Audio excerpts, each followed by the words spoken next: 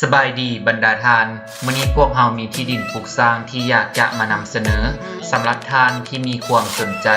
อยากจะซื้อไว้เป็นเจ้าของ โดยเนื้อที่ดินทั้งหมดมี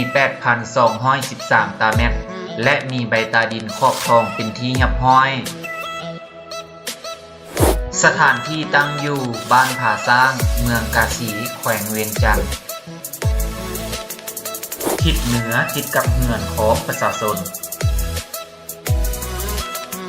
ทิศตะวันออกเฉียงเหนือติดกับเส้นทางเลขที่ 13 เหนือทิศตะวันออกและตะวันออกเฉียงใต้ติดกับเฮือนของประชาชนทิศใต้ติดกับเฮือนประชาชนและป่าสมไซ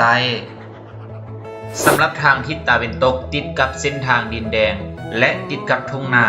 ซึ่งสามารถแนมเห็นทิวทัศน์ธรรมชาติที่สวยงามได้อย่าซ่าโอกาสดีๆแบบนี้ไผโทรก่อนคนนั้นมีสิทธิ์ก่อน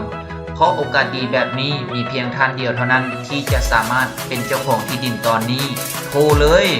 020 577 6062ย้ำ020 577 6062